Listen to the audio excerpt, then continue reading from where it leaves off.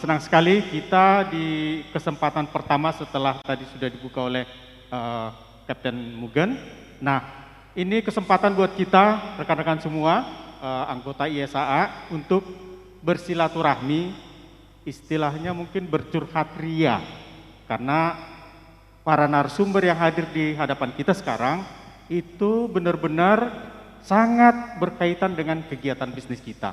Ada dari Kementerian Perhubungan, Direktur Lalu Lintas Angkutan Laut, Subdit 2, Subdit 3, dan Subdit 5, dan juga dari BUP dalam hal ini Pelindo, dan juga dari Imigrasi. Nah, karena waktunya cukup pendek, kita efektifkan aja diskusi kita, namun sebelumnya kami sampaikan terima kasih atas kesediaan Bapak dan Ibu bisa sebagai narasumber pada kesempatan ini.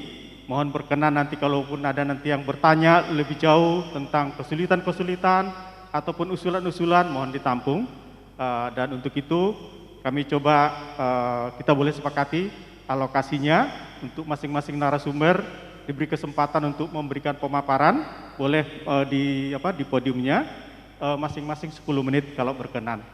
Nah, untuk itu setelah nanti sudah pemaparan kita akan beri kesempatan untuk berdialog ataupun tanya jawab dari para peserta. Demikian kalau bisa disepakati.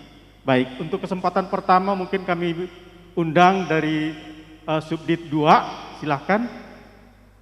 Bu Popi, monggo Bu, kalau ada yang mau disampaikan. Assalamualaikum warahmatullahi wabarakatuh. Selamat pagi menjelang siang, terima kasih Bapak Moderator. Mohon izin Bapak Ibu, saya nggak nyaman kalau duduk begini. Saya lebih senang jalan-jalan, karena kebiasaan kalau kita ngajar, enakan jalan-jalan. Biasanya saya ngabsen kalau pagi-pagi. Ngabsenin anak murid saya udah pada datang apa belum? Tapi hari ini enggak perlu saya absen, saya cukup perkenalan diri aja. Tak kenal maka tak sayang, kelamaan kenal lama-lama bisa sayang. Ibu saya, orang tua saya, kasih saya nama Popi Sartika. Sartika itu pahlawan ya, pahlawan dari tataran Sunda, tanah Pajajaran. Popi itu artinya bunga opium. Jadi Bapak Ibu jangan lama-lama kenal saya, nanti bisa kecanduan, bahaya. Kenalnya di sini aja. Oke, terima kasih Mbak MC yang udah ngedoain saya jadi Kasubdit Angkutan Laut Luar Negeri, karena sebenarnya Pak Kasubditnya ada di sini, tapi beliau menugaskan saya Kepala Seksi Asia, Australia, dan Pasifik, yang kebetulan pada pagi ini diminta untuk mewakili beliau untuk menyampaikan paparan pelayanan apa sih yang diberikan di Subdit 2. Monggo. Kalau di Subdit 2 itu pelayanan yang utama terkait dengan kedatangan kapal asing maupun kapal Indonesia yang akan ke luar negeri.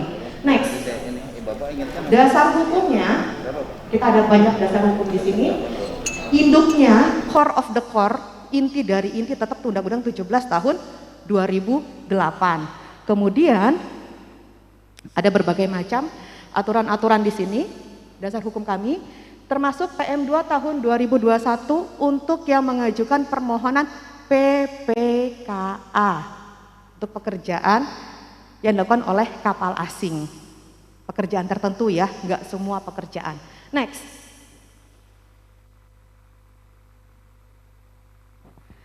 Dari Subdit Angkutan Laut Luar Negeri, kami punya 2 kegiatan, baik itu permohonan untuk kapal nasional PPKN, cross trading ataupun deviasi RPK ke luar negeri, juga pelayanan untuk kapal asing, baik persetujuan kehadiran kapal liner, tramper, lintas batas, ship to ship, status liner, COR, ataupun pemberitahuan pengoperasian kapal asing di Indonesia. Itu yang PPKA tadi. Next, syaratnya apa? Syaratnya standar. Kalau sebelah sini kepotong, jadi saya harus ke tengah dibacanya. Surat permohonan. Semua pelayanan pasti minta surat permohonan. Format surat permohonan standar bisa dilihat di PM 93 tahun 2013. Siopal, Siopsus, Siopkaka standar wajib. Semua pelayanan Subdit 2 wajib ada Siopal, Siopsus, Siopkaka. Kenapa? Itu yang akan membuktikan bahwa Bapak Ibu memiliki izin untuk melakukan kegiatan. Kemudian agency agreement atau letter of appointment. Berarti dari prinsipal atau charter atau yang si ownernya langsung memberikan penunjukan kepada perusahaan Bapak Ibu untuk melakukan kegiatan keagenan. Lalu Certificate of Classification untuk kapalnya, registry untuk kapalnya, CSO, ISSC, SSO. Ini menjadi wajib setelah adanya ISPS Code. Crew list, kami mintanya crew list yang standar. Bu, kapal saya tugboat Bu, kecil aja nggak gede-gede amat. Tetap Pak, kita mengacu kepada aturan IMO, maka ketentuan IMO lah yang akan kita pakai. Crew list pun kita minta yang standar, IMO Foul Convention Form 5. Bolak-balik tuh saya suka kasih catatan revisi di pelayanan Simlala. Perbaiki crew list, perbaiki crew list. Dan ISSC, dan SSO harus tercantum dalam crew list. Jadi kalau ada Bapak melampirkan SSO, tapi orangnya nggak dalam crew list, saya bertanya-tanya, orang mana yang Bapak ambil? Nah, jadi harus ada ya. Selanjutnya adalah IOPP, khususnya untuk kapal-kapal tanker. Kapal tanker itu floating bomb Pak, anytime bisa meledak, anytime bisa kecelakaan, bisa bikin marine pollution. Saya perlu IOPP, mau tuh kapal baru dibangun, ataupun udah 25 tahun ke atas, saya tetap perlu IOPP. Selanjutnya adalah surat persetujuan, kalau Bapak impor beras, impor gula, itu ada aturan-aturan tertentu dari Kemendak. Ataupun surat ET, eksportir terbatas, kalau Bapak ekspor batu bara. Kalau shipper Bapak eksportir batu bara, itu pasti kita minta. Shipping instruction kita juga mintakan. Kalau ada muatan yang Bapak angkut adalah nikel ataupun batu bara, itu juga kita mintakan. Kemudian ada COF, mau apa? Mungkin saya nggak tahu. Certificate of Fitness, ini lagi-lagi untuk tanker. Saya mintakan COF-nya. Saya minta COF, saya minta juga tadi IOPP-nya. Pastikan semua dokumen itu masih valid. Bapak benar tapi nggak valid. Valid tapi salah dokumen, pasti kena revisi. Kemudian untuk yang kontainer, surat pernyataan mengikuti besaran THC. Ini udah dari tahun 2000 berapa ya, sampai sekarang masih ada surat pernyataan itu, karena ada kewajibannya juga. Selanjutnya surat keterangan docking. Kalau kapal yang Bapak ageni mau docking, pastikan tanggal docking sama dengan ETA. Kalau dockingnya lebih cepat, ETA-nya lebih mundur, saya pasti revisi. Jadwal kegiatan, kalau Bapak atau Ibu kapalnya bolak-balik mondar-mandir berkali-kali, tapi nggak liner, cuma sering datang. Saya minta jadwal kegiatan. Jadwal kegiatan samain antara yang di aplikasi sama yang di permohonan. Kalau enggak, pasti saya revisi. Berkali-kali ada tuh beberapa perusahaan, sampai ujung-ujungnya nelpon, Bu, caranya gimana? Ibu revisi melulu. Iya, emang saya revisi karena Bapak salah nginputnya, makanya saya revisi. Saya nggak mau kayak gitu. Maunya kayak gimana Bu? Saya bikinin. Saya WA-in lagi, bikin kayak begini Pak. Oke Bu, siap. Kemudian dikirim lagi, Bu, masih direvisi. Ya iya Pak, tanggalnya salah, benerin tanggalnya, tanggal di jadwal sama tanggal di Oh, kirain ngikutin Ibu tulis. Tuhan, Bapak yang punya jadwal, saya pula yang tulis kan. Susah kalau kayak gitu. Kemudian untuk yang surat TNI Polri, kalau Bapak bawa bahan peledak. Surat Kemendak untuk gula dan garam, SIKPI untuk kapal ikan, CAIT khusus untuk kapal yah atau kapal pesiar. Lalu ada juga keselamatan penumpang. Sebentar saya baca sendiri deh. Ada juga surat sertifikat keselamatan kapal penumpang kalau dia passenger kapal, biasanya liner-liner yang Batam ya, Batam Fast, biasa kapal-kapal yang jalur Batam Singapura ataupun Batam Malaysia. Kopi ITC wajib, bukan trading center ya, kan ITC ke mall lagi, bukan. ITC-nya itu Tone sertifikat untuk yang 5000 GT ke atas, itu wajib. Kemudian untuk yang PPKN dan deviasi, kurang lebih surat-surat yang diminta pun akan sama. Tetapi untuk hal-hal tertentu, jadi yang Bapak baca di persyaratan ini, sebelah kanan ini, enggak semuanya harus Bapak masukin. Balik lagi, Bapak butuhnya apa? Kalau semuanya dimasukin, Puyeng saya bacanya. Bapak butuhnya docking, berarti surat keterangan docking dari galangan. Bapak butuhnya layup, berarti surat keterangan layup dari sah bandar setempat. Bapak mau ngapain? Bapak mau bunker, berarti kalau bunker, kalau Bapak bunkernya di Batam, Bapak ngajuinnya ke Dinas Warnet Batam. Mau ngapain lagi? Mau ngapain lagi? Bapak mau ngapain lagi kegiatannya? Ini pada dengerin saya nih, pada tidur nih, udah deh saya bubar aja deh. Ayo kegiatan Bapak ngapain lagi? Saya bubarin nih. Crew change. Nah, standby ntar. Crew change. Kalau crew change, bikin crew listnya itu dalam satu Excel. Sign on, sign off. Terus crew list pada saat dia masih arrival, taruh di dokumen tambahan. Crew list pada saat dia departure, taruh di kolom crew list. Bapak crew change, terus Bapak bunker. Bunkernya tapi di Singapura, mau pakai PPKN. Crew change-nya di Indonesia. Crew change-nya nggak usah, langsung bunkernya aja pakai PPKN. Kalau pakai kapal Indonesia. Standby. Ini tricky nih kalau standby nih. Waiting to order. Nggak mau ngaku layup. Ngurus layup ke Sabandar ribet. Udah saya standby aja. Waiting to order. Kalau saya layup mahal bayar labu jangkarnya. Terus kapal di tengah-tengah kan. Nah, kalau waiting to order bisa disimpan di galangan, minggir-minggir dikit. Ini triknya teman-teman, terserah aja monggo silahkan. Waiting to order, standby, waiting to order. Ingat hanya 10 hari, kalau sudah habis perpanjang lagi, extend lagi, mau nggak mau harus seperti itu. Yang sering kejadian, Batam lagi nih yang sering kejadian. Kapal ngaku docking 5 tahun nggak keluar-keluar, tiba-tiba mau keluar dokumen nggak ada. Ayo ngaku yang di Batam yang sering kejadian kayak gitu. Nah sering kan kapal docking 5 tahun 3 tahun pasti tanya COVID bu, Pak COVID kemarin ini 2018 2017 ngapain dan nangkring di situ, kagak mau saya keluar.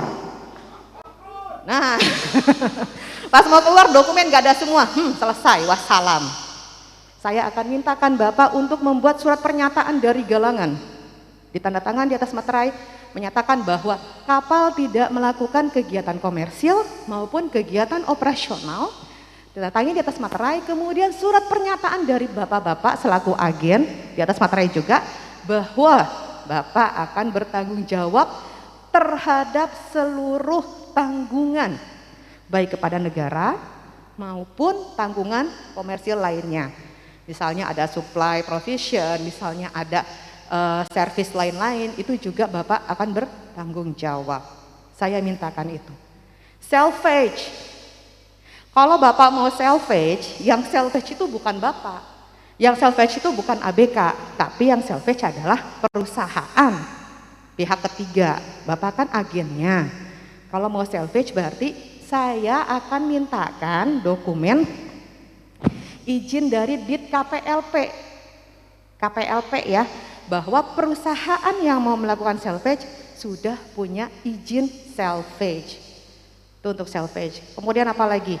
Tank cleaning.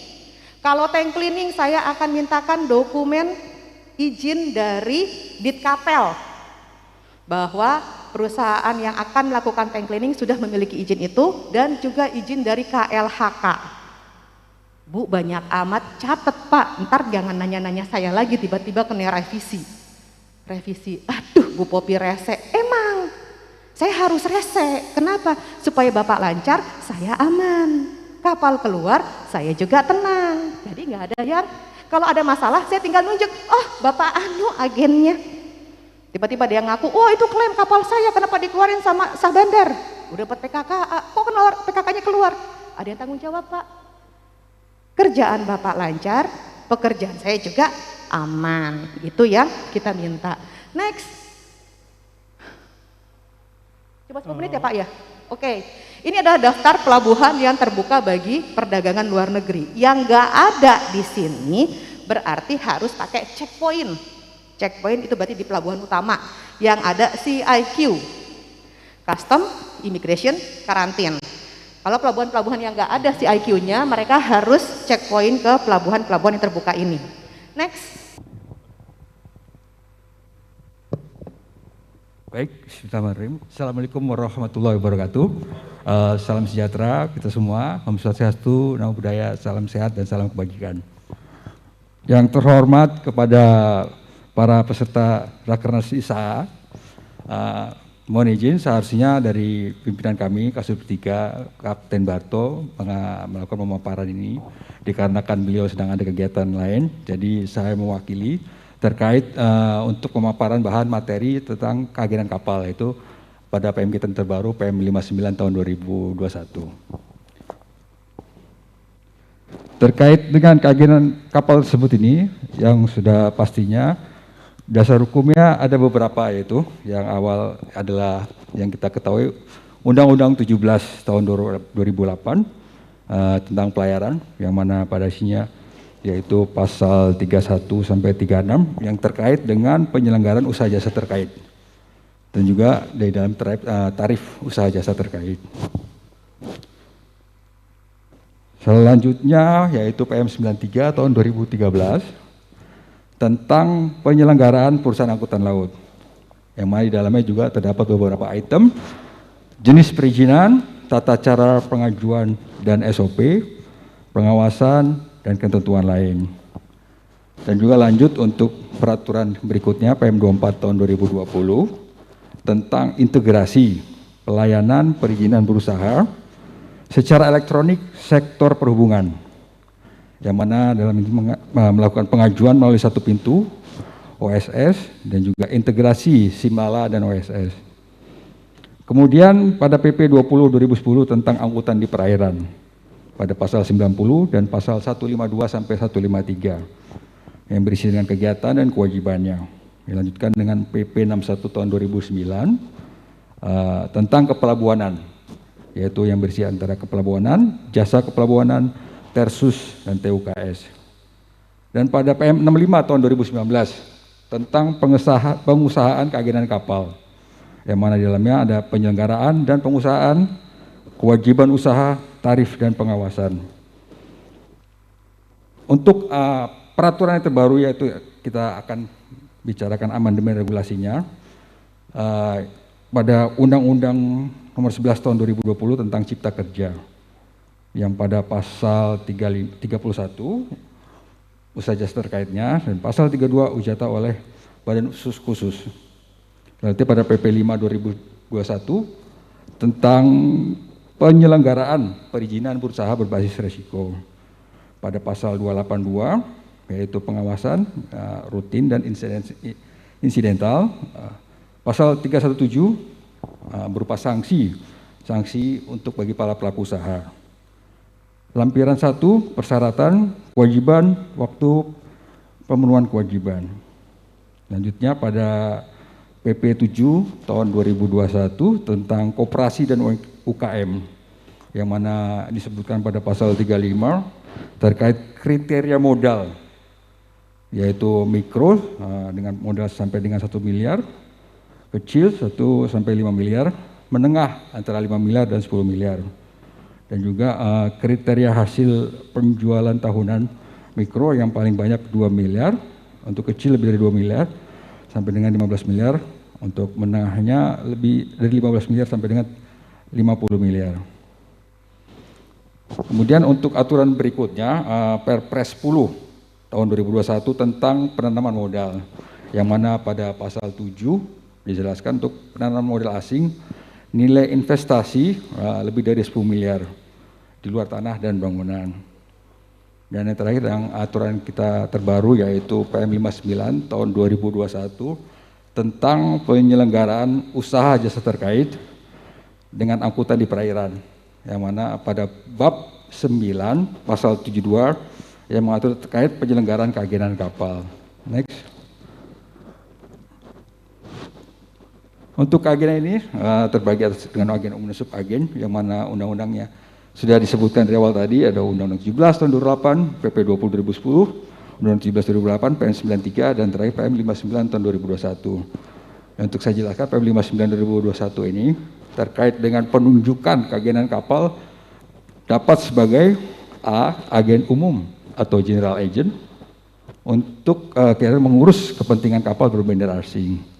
Sub-agent untuk mengurus kepentingan kapal berbendera Indonesia atau kapal berbendera asing berdasarkan penunjukan dari agen umum. Untuk yang C, agen untuk mengurus kepentingan kapal berbendera Indonesia. Next.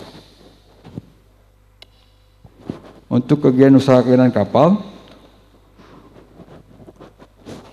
terbagi atas beberapa ini. Ada 4, yaitu saya sebutkan salah satunya pelaporan secara tertulis rencana dan realisasi kedatangan dan keberangkatan kapal.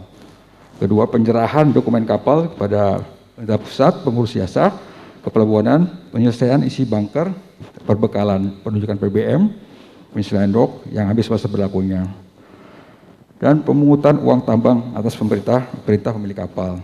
Yang terakhir, pembukuan dan pencarian muatan, penerbitan konsumen untuk dan atas nama pemilik kapal. Untuk keagenan kapal ini merupakan pelayaran jasa yang dilakukan untuk mewakili perusahaan angkutan laut nasional dan atau perusahaan angkutan laut asing dalam rangka mengurus kepentingannya kapalnya selama berada di Indonesia. Pelaksanaan kegiatan kapal ini bertanggung jawab penuh terhadap penyelesaian semua tagihan dan permasalahan yang timbul akibat perjanjian atau kontrak keagenan yang telah disepakati yang berkaitan dengan kegiatan keagenan kapalnya selama berada di Indonesia. Next. Terkait BISPRO, Business Process Sertifikat Standar Usaha Keagenan Kapal, yang mana acuannya pada PP 5/2021 dan PM 12/2021. Prosesnya dimulai dari permohonan, syarat, admin, dan teknis.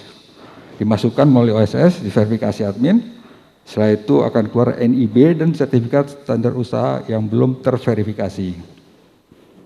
Setelah itu masuk ke Simlala, ditala akan memverifikasi teknis. Terus akan keluar notifikasi pemenuhan komitmen dan berita acara pemenuhan komitmen. Lanjut kembali kepada sistem OSS, akan keluar notifikasi OSS. Setelah semua terlengkapi dan selesai, akan keluar sertifikat standar usaha SIPKK-nya. Untuk verifikasi teknis yang dilakukan biasanya para laksana memperhatikan beberapanya, yaitu surat perjanjian sewa tempat usaha, ijazah tenaga ahli minimal ANT 3 atau ATT 3, dan juga bagi tata laksana, sarpras kantor dan domisili. Untuk KBLI-nya 52297 yang termasuk dalam menengah tinggi. Oke, next. Untuk BISPRO-nya selanjutnya permohonan baru SIPKK, permohonan syarat admin, masuk ke OSS verifikasi, Simlala yang terverifikasi, surat pemenuhan komitmen terbit.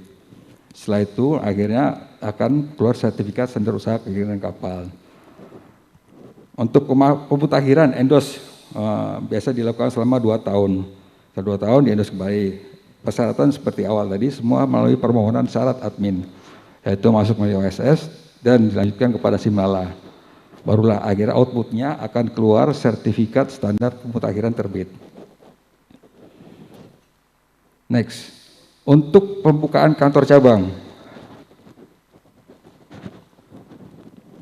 Bukan kantor cabang, selalu kita melakukan pertama awal yaitu permohonan syarat admin, mendapatkan penyelenggara pelabuhan, verifikasi akan terbit rekom. Dari permohonan syarat admin teknis, melalui juga seperti OSS, dan yang terintegrasi juga dengan Simlala. Setelah semua persyaratan, semua telah diperiksa juga oleh pelaksana, apabila ada revisi sudah disubmit kembali, akan terakhir keluar sertifikat standar kantor cabang. Terkait dengan apabila ada perubahan data atau penutupan pusat dan cabang, proses BISPRO juga sama, permohonan syarat admin melalui OSS, terus dilanjutkan kepada Simlala. Terakhir akan outputnya keluar yaitu sertifikat standar pemutakhiran terbit. Next.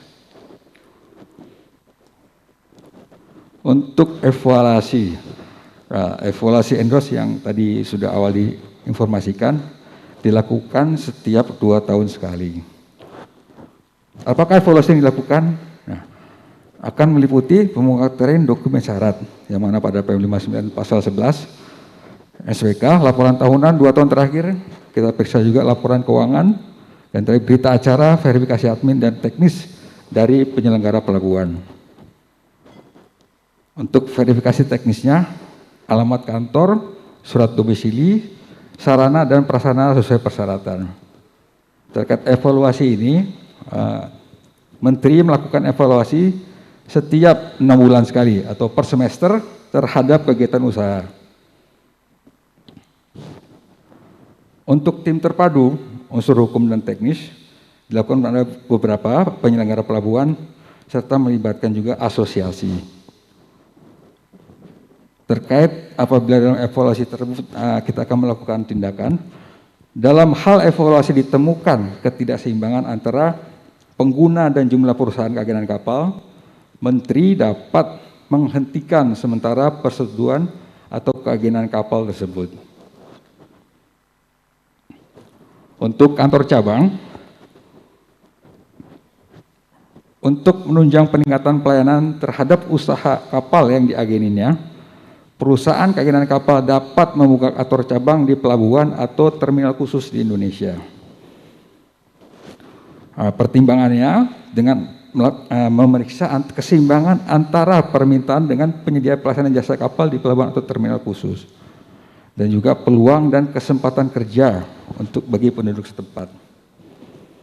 Terkait dengan kantor cabang ini, perusahaan nasional keagenan kapal yang memiliki usaha pada beberapa pelabuhan dan atau terminal khusus di dalam satu wilayah provinsi dilakukan oleh kantor pusat dan harus terdaftar pada penyelenggara pelabuhan. Pembukaan kantor cabang ini di mana dalam persyaratannya ya tetap harus meminta rekomendasi dari unit penyelenggara pelabuhan setempat. Terkait dengan pertimbangannya, rencana kegiatan usaha keagenan kapal paling sedikit dilaporkan 3 bulan. Jarak dan lokasi antara kantor pusat dengan pelabuhan tempat kegiatan usaha, terus wilayah administratif. Dari dasar hasil pertimbangannya perlu dilakukan pembukaan cabang atau tidak. Terkait dengan kantor cabang ini, beberapa persyaratan yang harus dipenuhi dalam melakukan perizinannya, yaitu nomor induk berusaha, sertifikat standar usaha, SK pengangkatan kacap, surat hak milik atau sewa paling sedikit, paling singkat 1 tahun, bukti sarpras, SK tenaga ahli, surat pertimbangan atau rekomendasi dari penyelenggara pelabuhan.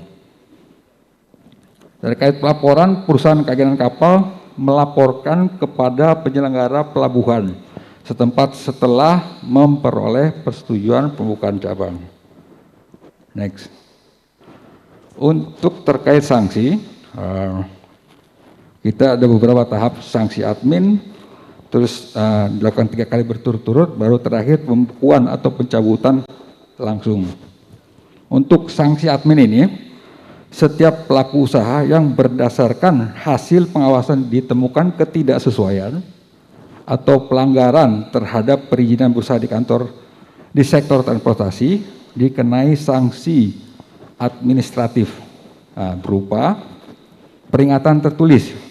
Jadi peringatan pertama, kedua, dan ketiga, yang mana pada peringatan pertama maksimum itu 30 hari. Itu melakukan, setelah itu pembekuan, pencabutan, dan denda administratif. Untuk jangka waktu 30 hari berturut-turut, yaitu setelah jangka waktu peringatan tertulis ketiga berakhir, dikenai sanksi administratif berupa pembukuan sertifikat standar usaha keagenan kapal. Apabila tidak melakukan kewajibannya setelah waktu pembekuan, Dirjen menerbitkan surat pembukuan atau selanjutnya pencabutan. Pembekuan atau pencabutan langsung dilakukan apabila pelanggaran tersebut dapat secara langsung membahayakan keselamatan dan keamanan transportasi. Untuk denda administratif dapat dikenakan berdiri sendiri atau bersamaan dengan sanksi peringatan pertama, peringatan kedua, peringatan ketiga.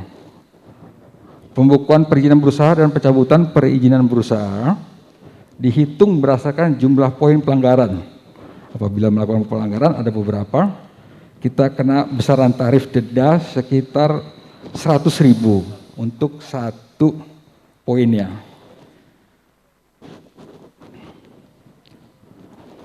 Demikian pemaparan kami dari Subdit 3 terkait usaha jasa terkait dan angkutan lalu lintas. Semoga bermanfaat. Wabillahi taufiq wal hidayah. Wassalamualaikum warahmatullahi wabarakatuh. Ya, kita sambut. Terima kasih buat Pak Bobi yang sudah memaparkan dari terkait Subdit 3. Kalau tidak salah ini memang kita lagi lagi memang banyak PR kita untuk mengupdate ya tentang perizinan kita. Nanti kalau ada hal-hal yang mau disampaikan silahkan ditampung dulu ya, nanti setelah selesai pemaparan kita akan ajukan pertanyaan. Baik, berikutnya kita undang dari Subdit 5 Pak Eko. Monggo Pak Eko, alokasi 10 menit Pak. 10 menit siap, mungkin 5 menit aja Pak ya. Baik Pak, nanti tanya jawabnya yang diperbanyak Pak. Terima kasih Pak Moderator, yang terhormat para narasumber. Bapak, kalau Bu Popi tadi berdiri, Pak Bobi duduk, saya juga ikut duduk. Selamat siang semuanya, Bapak Ibu. Ya, selamat siang semuanya. Ya. Tadi kalau Bu Popi saya lihat semuanya semangat, begitu Pak Bobi sama saya yang berbicara agak ngantuk karena mayoritas laki-laki. Saya tahu laki-laki tidak suka laki-laki memang. Mudah-mudahan ini karena banyak pikiran Pak, banyak inovasi jadi memikirkan. Baik, terima kasih Bapak Ibu sekalian. Salam kenal, saya Eko Sudarmanto, Kasubdit 5 saat ini. Terima kasih atas undangannya dan kami cukup berbahagia bisa bertemu langsung dengan Bapak Ibu sekalian. Selama ini mungkin hanya berurusan terkait dengan kegiatan, tapi hari ini bisa berkumpul, mungkin nanti bisa berinteraksi untuk kemajuan dari kegiatan kita. Tapi yang ingin saya sampaikan bahwa kami, terutama saya di Subdit 5, itu berkaitan dengan digitalisasi, dengan adanya aplikasi yang Bapak Ibu digunakan. Nah, di kami ada beberapa aplikasi. Saya nanti tidak akan menjelaskan bagaimana cara menggunakan aplikasinya, tapi saya mumpung kesempatan yang baik ini Pak, kami ingin saya ingin mengetahui lebih jauh, apakah dengan aplikasi itu mempermudah pekerjaan atau mempersulit Pak? Jadi mohon dijawab dengan jujur Pak. Kalau memang mempersulit ya udah selesai aja Pak. Jujur Pak, mempermudah Pak. Mempermudah. Baik. Terima kasih Pak. Kalau mempermudah berarti semangat bagi kami untuk mengembangkan. Karena aplikasi itu tidak akan berhenti saat ini saja. Seperti Inaportnet itu dibangun tahun 2016. Itu versi yang pertama dengan sekarang sangat berbeda. Nah saat ini pelabuhan kita yang melaksanakan kegiatan dengan Inaportnet jumlahnya adalah 54 pelabuhan, dan baru kemarin kita launching lagi 23 pelabuhan yang sudah Inaportnet. Jadi total pelabuhan yang menggunakan Inaportnet berjumlah 77 pelabuhan seluruh Indonesia dari 260 lebih pelabuhan. Jadi saat ini masih banyak pelabuhan yang belum menggunakan Inaportnet. Nah nanti kami ingin memberikan mendapatkan masukan bagaimana nanti konsep digitalisasi ini ke depan, karena terus terang kami adalah penyedia aplikasinya dalam hal ini. Kemudian pengoperasian nanti dari regulator ditelala, kemudian dari pelaku usaha adalah Bapak Ibu sekalian. Nah, tujuan kami adalah memang supaya pelayanan lebih mudah, lebih cepat, lebih transparan, dan dalam jangka panjang kita ini sekarang dalam misi bagaimana menurunkan biaya logistik. Salah satunya adalah dengan digitalisasi itu harapannya adalah menurunkan biaya logistik. Nah, saya belum tahu apakah misi ini sejalan dengan Bapak. Kalau Bapak Ibu sekalian sebagai agen misinya adalah mencari keuntungan, itu berarti misinya menaikkan biaya logistik. Kalau di kami digitalisasi tujuannya adalah menurunkan biaya logistik. Nah, ini yang harus disamakan. Kalau dari Bapak Ibu, ya saya dengar tadi mencari keuntungan. Jujur saja Pak, orang usaha harus untung Pak ya. Ya, tapi ya betul kan Pak? Ya betul. Nah, tapi untungnya ya jangan banyak-banyak Pak. Jangan banyak-banyak. Nanti yang rugi kita semua. Bapak ngambil untungnya terlalu banyak, biayanya tinggi, orang nggak mau masuk, investor nggak mau masuk lagi, nanti biaya logistiknya tinggi. Saya berbicara biaya logistik memang komponennya banyak, tidak hanya di Bapak Ibu, tidak semuanya di Bapak Ibu sekalian. Tetapi mari kita masing-masing komponen bagaimana saling menurunkan biaya logistik. Kalau sekarang berlomba-lomba menaikkan biaya logistik, ya sudah jadinya totalnya biaya logistik tinggi. Bahkan kemarin Pak Menko Marves, Pak Luhut Binsar Panjaitan sudah menekankan bahwa kita memang masih tinggi dibanding negara tetangga. Mari kita bersama-sama menurunkan, itu instruksi dari Pak Menko Marves. Dan yang lebih sadis lagi adalah siapa yang menghambat, penjarakan saja. Nah, itu Pak, kalau Bapak belum dengar, nanti di YouTube ada itu. Di YouTube ada. Kemudian yang kedua adalah Ketua KPK juga dalam rangka pemangkasan birokrasi dan peningkatan layanan di pelabuhan. Jadi masih banyak yang harus dibenahi. Ada 4 komponen yang ditekankan oleh Ketua KPK terkait dengan biaya logistik. Salah satunya adalah masih banyak belum terdigitalisasinya layanan di pelabuhan. Nah, maka di kesempatan yang baik ini Bapak Ibu sekalian, mari kita sama-sama dari sisi kita bagaimana kita menyumbang supaya biaya logistik kita ini tidak terlalu tinggi. Jadi bisa bersaing dengan negara lain. Karena efeknya, impactnya itu menjadi besar kalau biaya logistik kita turun. Tetapi kalau masing-masing tidak mau untuk menurunkan, ya nanti kita akan seperti ini saja.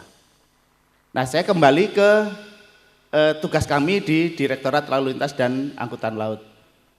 Oh, slide-nya sampai belum pindah, silahkan pindah Mas slide-nya Mas. Ya. Nah, ini salah satu layanan digital yang ada di kami. Jadi kalau boleh saya bercerita sedikit, nanti slide bisa dibagikan kalau mau belajar. Tetapi informasi saat ini kami memegang aplikasi namanya Simlala, Sistem Informasi Lalu Lintas Laut. Kemudian Inaportnet untuk pelayanan kapal dan barang masuk maupun keluar pelabuhan. Kemudian kami mengoperasikan aplikasi Sitolaut untuk kegiatan pengoperasian kegiatan tol laut. Kemudian ada aplikasi si perkapal, etiketing dan sebagainya. Mungkin yang Bapak Ibu bersinggungan setiap hari itu adalah Simlala dan Inapornet. Nah, di Inapornet ini ke depan kita akan mengembangkan lebih jauh. Karena Inapornet ini saat ini menjadi penting karena kapal bisa masuk maupun bisa keluar itu pintu terakhirnya di Inapornet, di SPB. Jadi sekarang ini banyak instansi menggantungkan nanti kegiatannya ke Inapornet. Contohnya untuk kegiatan barang minerba, mineral dan batu bara. Kalau barangnya ini ada masalah, nanti SPB-nya tidak akan keluar. Kemudian dari Permendak untuk manifest domestik.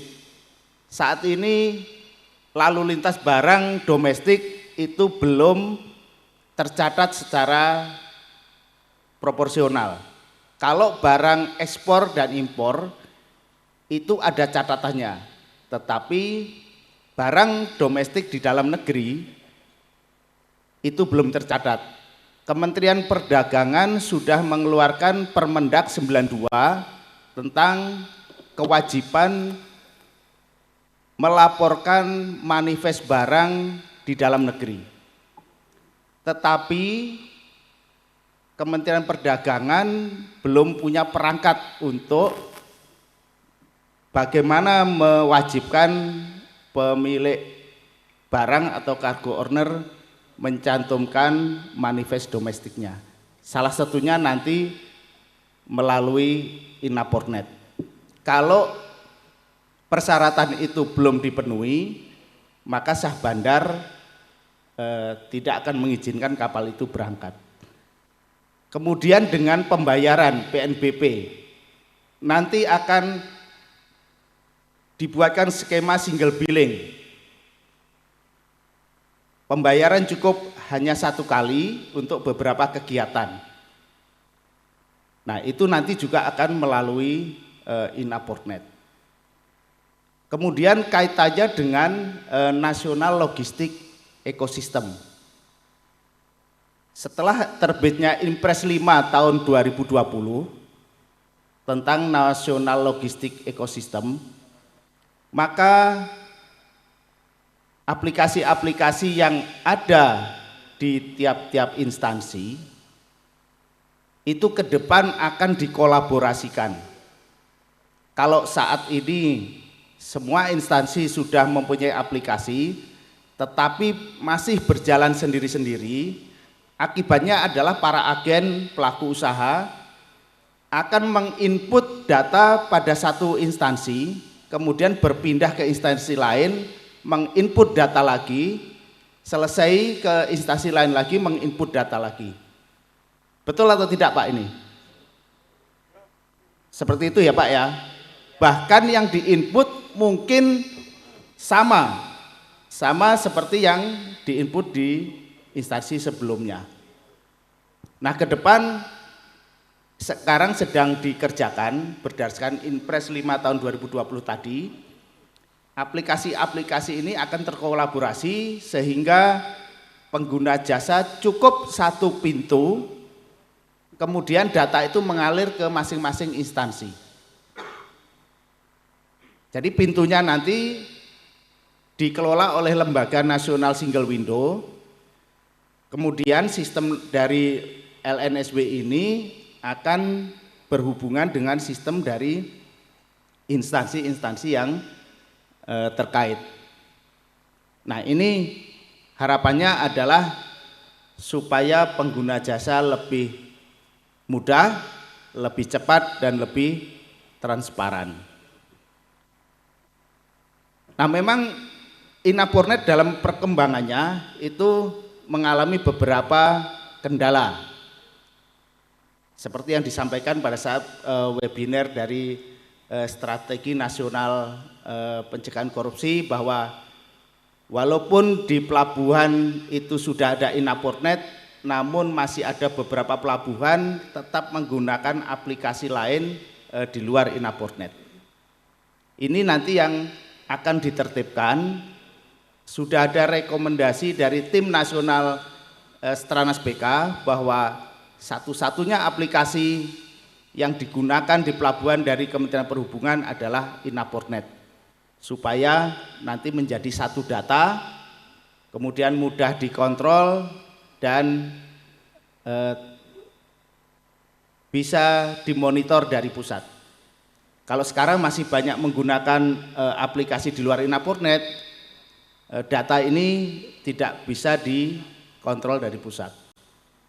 Nah, itu sudah ada rekomendasi, jadi ke depan walaupun Inaportnet pada awalnya mengalami kesulitan, banyak mengalami kendala, tapi saat ini Inaportnet menjadi tumpuan dan mendapatkan dukungan dari Kemenko Marves, kemudian tim Stranas PK untuk maju terus menggunakan layanan Inaportnet.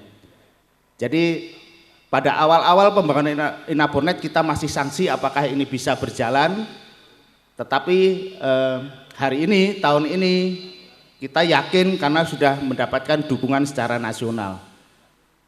Jadi ke depan Bapak Ibu sekalian, kami akan terus mensosialisasikan perkembangan apa yang ada di Inaportnet, sehingga Bapak Ibu sekalian bisa menyesuaikan dengan perkembangan yang ada. Sudah keluar dari tim Stranas PK rekomendasi-rekomendasi yang diberikan kepada kami, dan tahun ini adalah targetnya masih 10 pelabuhan untuk dijadikan proyek percontohan dalam penataan regulasi dan operasional di pelabuhan. Kita sudah memasuki tahun pertama, artinya semester pertama, dan akhir tahun 2022 mudah-mudahan di 10 pelabuhan itu nanti sudah terjadi perubahan. Indikatornya adalah pelayanan lebih cepat, kemudian birokrasi lebih singkat, dan terakhir adalah adanya penurunan biaya.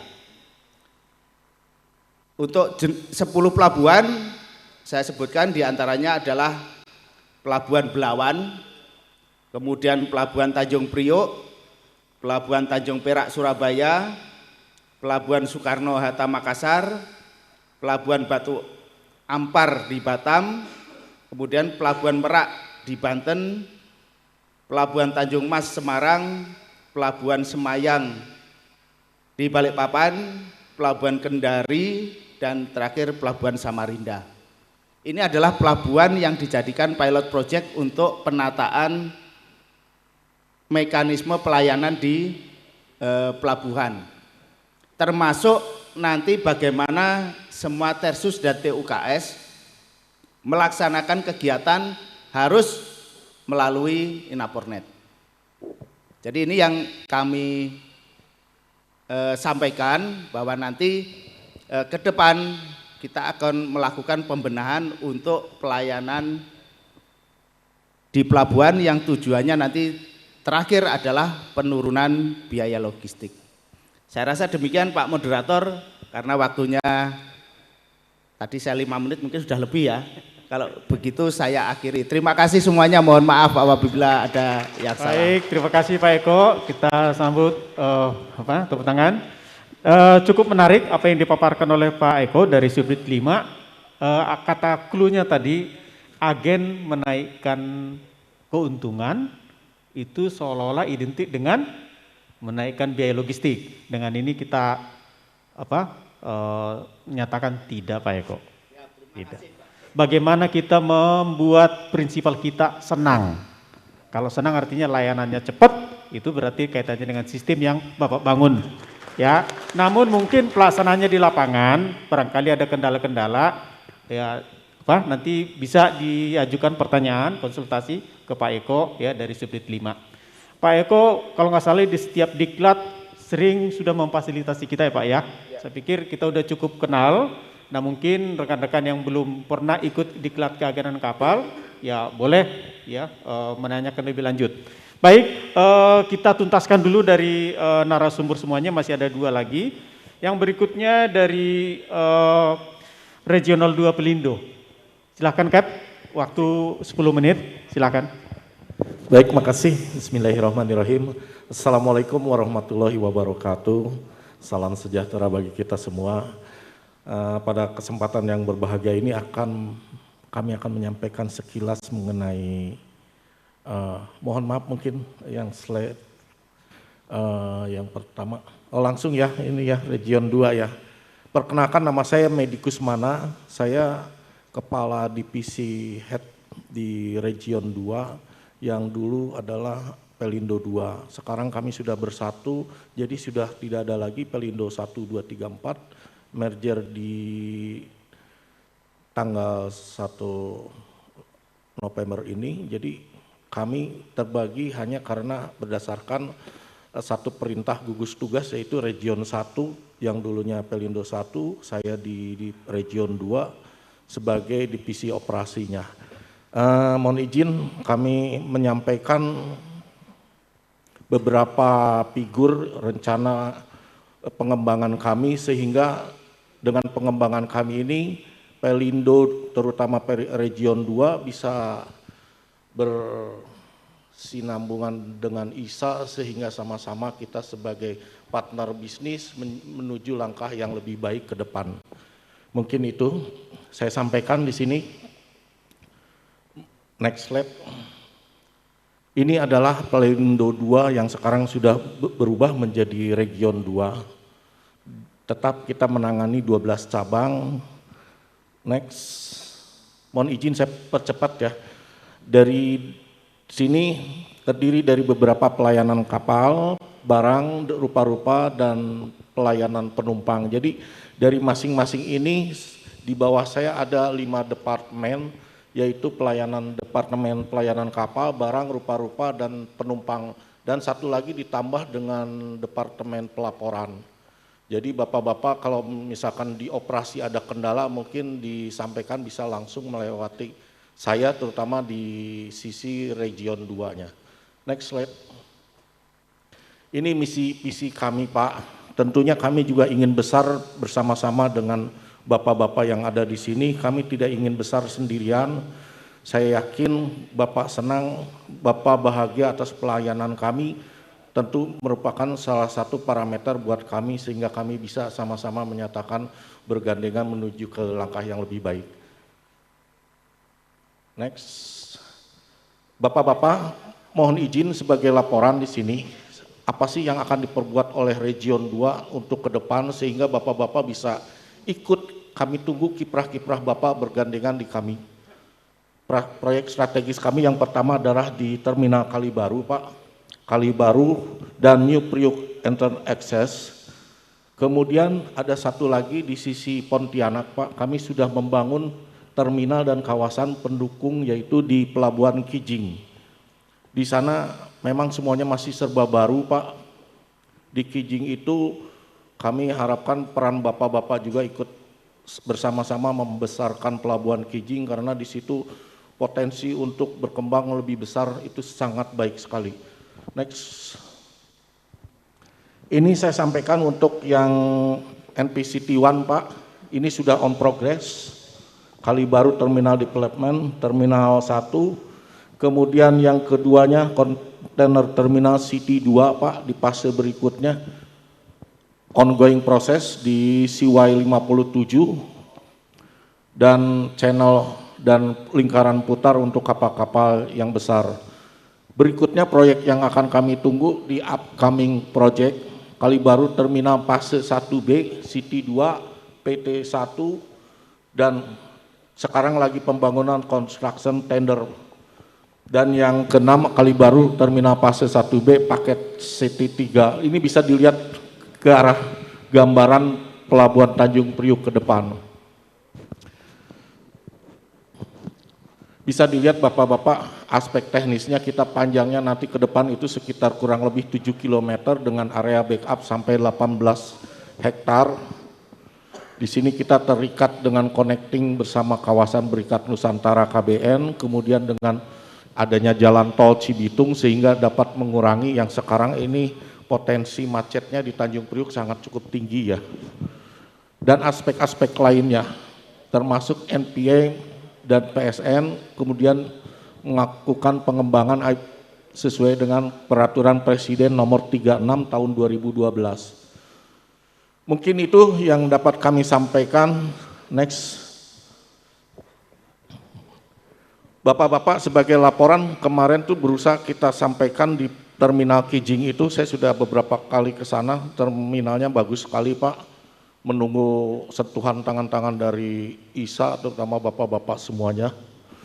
Ini sudah selesai semua Terminal Kijing itu di kontainer terminal 1000 kali 100 meter, jadi sistemnya menggunakan sistem tersier, dari jalan raya ke pelabuhannya itu kurang lebih sekitar hampir di sini onshore-nya ada backup 13,8 hektar, trasternya 3.405 hampir 3,5 kilo Pak. Kemudian multipurpose terminal kapasitas 500.000 ton untuk operasi di tahun 2021. Sekarang fokusnya kami sekarang di penanganan kargo CPO ya yang sedang berjalan. Mungkin ke berikutnya kita akan berkembang lagi ke kargo-kargo yang lain seperti kontainer, dry bulk, curah kering dan multipurpose. Itu gambaran sekilas dari Terminal Kijing. Next. Ini rencananya Terminal Kijing diharapkan ke depannya itu sesuai dengan pengembangan sekarang fase 1, kemudian ke depannya di fase 2, sehingga total semuanya bisa 19 hektar untuk kontainer, dan untuk curah cairnya 2,2 hektar. Bisa dibayangkan Bapak-Bapak tidak hanya CPO mungkin nanti yang bermain, kami harapkan ke depannya juga curah keringnya apalagi Pak, dan termasuk multipurpose sekaligus. Next. Sekilas pengembangan di Kijing yang saya sampaikan, Bapak-Bapak bisa dilihat di slide-nya. Ini sudah berjalan Pak, hanya tinggal secara ininya masih 10% pergerakannya. Belum masuk seperti boksit, timber, baru palm oil, yang menyusul mungkin berikutnya rubber atau karet ya. Dan ada beberapa komoditas di hinterland sehingga menambah arus kunjungan kapal yang tadinya mulai sekarang bertambah, dulunya hanya mungkin sebulan 2, 3, sekarang sudah masuk ke ship call-nya mendekati 10 dalam 1 bulan, tapi cenderung naik. Ini mungkin potensi yang lumayan besar untuk kita bisa berkiprah di sana. Next. Ada beberapa yang kita kerjasamakan juga di infrastruktur, suprastruktur, dan jalan. Beberapa perusahaan yang kita gandeng karena tentunya dari Region 2 tidak mungkin kami berjalan sendiri, senantiasa kita selalu membuka peluang untuk teman-teman bisa bekerja sama. Terutama mungkin diharapkan nanti ISA bisa lebih inovatif dan lebih greget lagi sehingga kita bisa bergandengan terus Pak. Itu harapan kami Pak. Lanjut.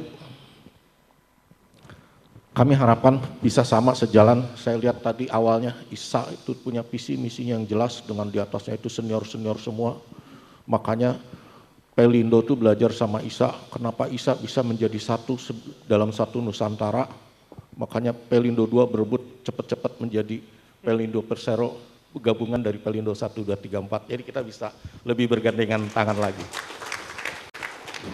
Demikian Pak yang kami sampaikan, mohon maaf Pak Moderator, saya tidak sampai, tapi insya Allah nanti slide yang sudah kami sampaikan bisa diserahkan ke teman-teman semua.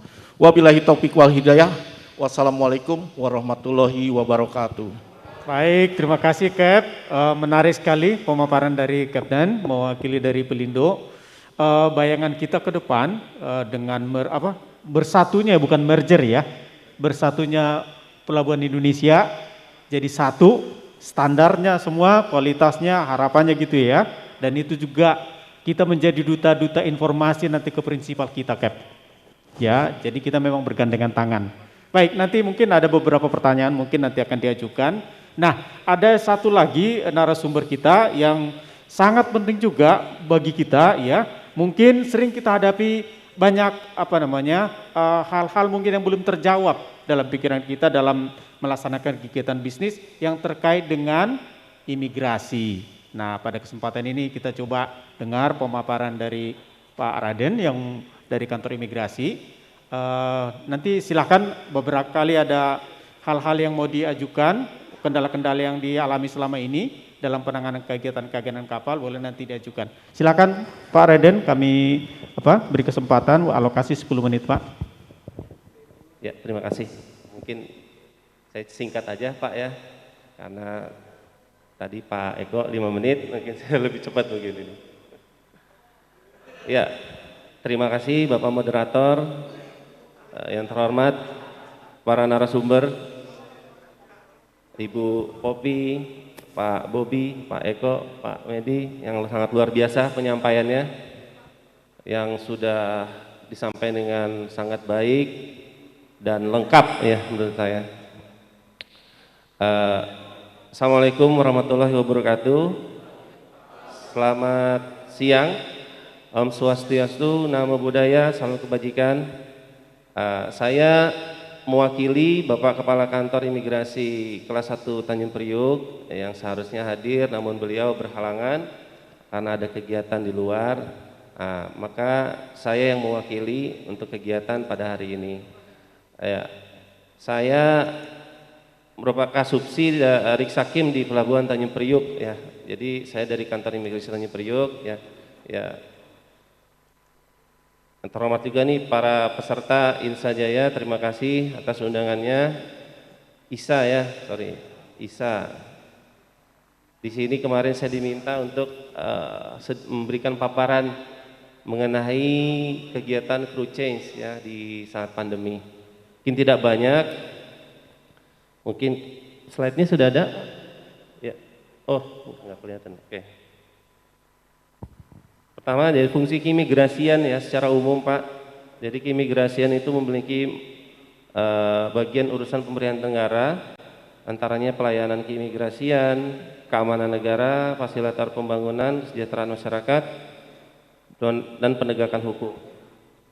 Dasar hukumnya antara lain Undang-Undang Nomor 6 Tahun 2011 tentang keimigrasian, Peraturan Pemerintah Republik Indonesia Nomor 51 tentang pelaksanaan undang-undang, Permenkumham Nomor 44 Tahun 2015, Surat Edaran mengenai pembatasan orang untuk masuk terkait virus varian baru, Surat Edaran tentang protokol kesehatan perjalanan pada masa pandemi virus disease. Ya, next. Untuk dermaga Pelabuhan Tanjung Priuk sendiri, mungkin bapak-bapak sudah tahu ya, untuk yang di wilayah Tanjung Priuk ya banyak KD-KD-nya yang terdapat di Tanjung Priuk.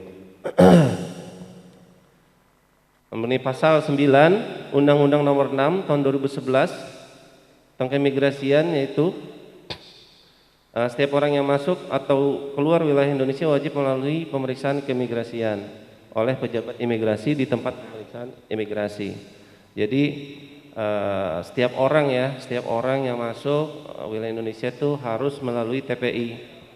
TPI itu tempat pemeriksaan imigrasi, diantaranya di pelabuhan, bandar udara maupun pos lintas batas. Nah, TPI salah satunya yang saya sekarang berdinas adalah di Tanjung Priuk.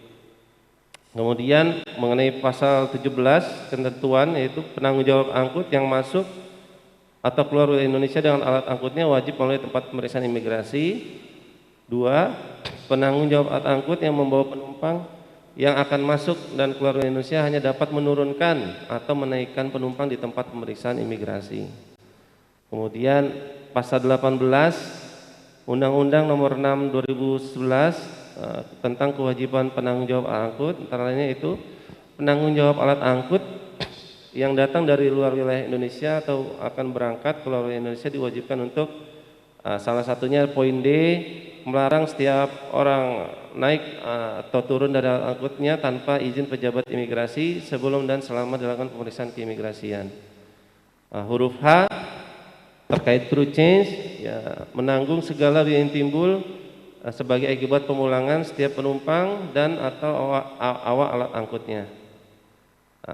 Terkait dengan edaran yang terakhir, yaitu pembatasan masuk warga negara asing dari 11 negara, ya 10 negara diantaranya adalah negara Afrika yang berdekatan dengan transmisi virus varian baru, dan satunya adalah Hong Kong, ya.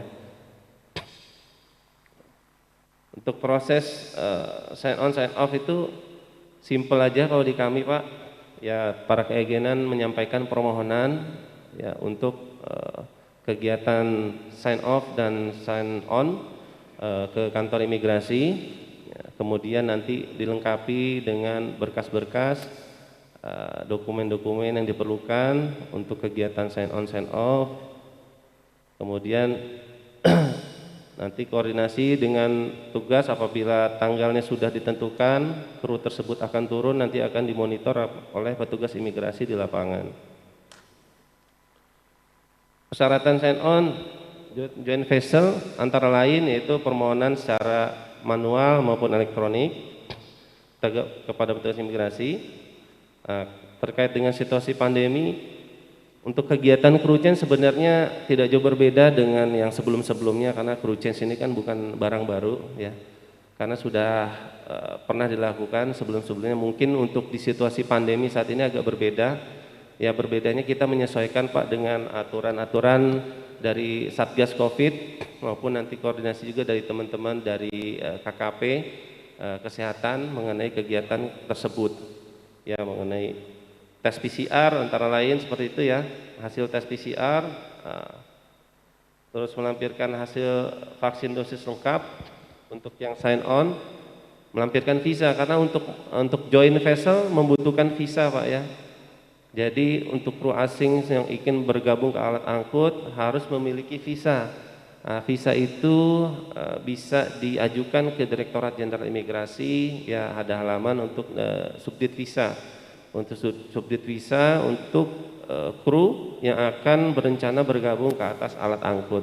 Kemudian ketika sudah keluar visanya, bisa langsung nanti lapor ke petugas imigrasi yang ada di TPI untuk kegiatan selanjutnya menaikkan kru tersebut ke atas alat angkut.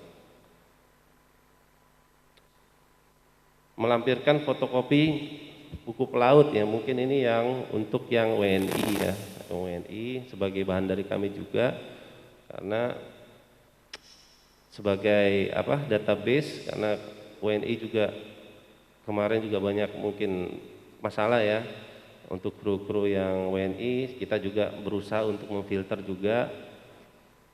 Semoga kru-kru WNI ini yang akan bergabung ke atas alat angkut, khususnya alat angkut asing ini, terhindar dari adanya masalah yang serupa di kemudian hari. Untuk kegiatan sign off sendiri kurang lebih sama, yaitu melampirkan permohonan dari agensi, melampirkan bukti hasil PCR, ya, setelah melalui proses karantina saat pemulangan, melampirkan hasil vaksin dosis lengkap kru tersebut, dan melampirkan tiket pesawat. Jadi untuk itu mengacu pada surat edaran Satgas mengenai perjalanan orang dari luar negeri, ya, ke dalam negeri, yaitu melalui proses karantina, ya. Selesai karantina dilakukan PCR, apabila hasil PCR tersebut negatif baru bisa dilanjutkan untuk proses selanjutnya, yaitu berangkat ke negara asalnya. Oke. Kemudian untuk terkait sanksi pidananya pasal 113, ya. Setiap orang yang dengan sengaja masuk atau keluar wilayah Indonesia yang tidak melalui pemeriksaan oleh pejabat imigrasi, tempat pemeriksaan imigrasi pidana masuk pasal 9 ayat 1 dipidana penjara dengan paling 1 tahun, ya, atau denda 100 juta. Ini bagi orang yang sengaja masuk atau keluar tidak melalui TPI, jadi tanpa sepengetahuan tugas imigrasi di lapangan. Nah, kemudian terkait penanggung jawab angkut ada di pasal 118 ya terkait cruising ini. Penanggung jawab alat angkut yang masuk atau keluar wilayah Indonesia dengan alat angkutnya yang tidak melalui tempat pemeriksaan imigrasi bisa juga dikenakan sanksi ya sesuai dengan pasal 114 ayat 1 dan ayat 2. Nah, ini ayat 2 mungkin lebih mengacu dekat dengan cruising juga ya. Penanggung jawab angkut yang sengaja menurunkan atau menaikkan penumpang yang tidak melalui tempat pemeriksaan pejabat imigrasi, tidak melalui pemeriksaan pejabat imigrasi atau petugas pemeriksa pendaratan di tempat pemeriksaan imigrasi bisa juga dikenakan pidana ya. Itu sanksinya Bapak bisa lihat sendiri. Jadi untuk kegiatan crew change tersebut tidak boleh tanpa sepengetahuan petugas imigrasi ya. Dan harus dilakukan di tempat pemeriksaan imigrasi dengan prosedur yang sudah disampaikan sebelumnya. Bisa melalui online maupun manual. Ya, untuk saat ini kita juga seperti yang sudah disampaikan oleh Pak Eko, ya, sekarang sedang untuk menindaklanjuti dari Stranas PK, yaitu meminimalisir pertemuan antara petugas dengan pihak keagenan ya, meminimalisir, memangkas birokrasi, yaitu nanti akan ada program namanya itu SSM pengangkut ya, SSM pengangkut yang sedang digodok ya saat ini ya, cuman belum berjalan. Dari kita pun sudah ada aplikasi sendiri-sendiri Pak ya, mungkin di setiap Kanim berbeda tergantung keadaan di daerahnya masing-masing ya. Samarinda juga, di Belawan juga ada sistem sendiri ya, di Priuk juga ada yang simple. Saya kira sekian aja untuk penyampaian dari saya Pak. Kurang dan lebihnya saya mohon maaf. Assalamualaikum warahmatullahi wabarakatuh. Waalaikumsalam. Terima kasih. Mari kita sambut tepuk tangan buat Pak Raden dari kantor imigrasi. Nah, sekarang kita masuk ke sesi tanya jawab. Untuk itu saya beri waktu untuk sesi kesempatan pertama 3 penanya dulu. 3 penanya dulu. Silahkan nanti langsung menyebutkan nama dan dari DPC DWP mana. Silahkan. Pertama saya dari Sumbar ya. Dari Sumbar, kemudian yang kedua Sumatera Selatan, nomor 3 Jawa Timur ya. Oke, baik. Sumatera Barat, DKI, Sumatera DKI, Selatan dan DKI. Ya nanti Pak 3 penanya dulu, 3 penanya dulu. 3 penanya dulu, nanti setelah itu sesi kedua. Silakan dari Sumatera Barat. Mic sudah ada, silakan.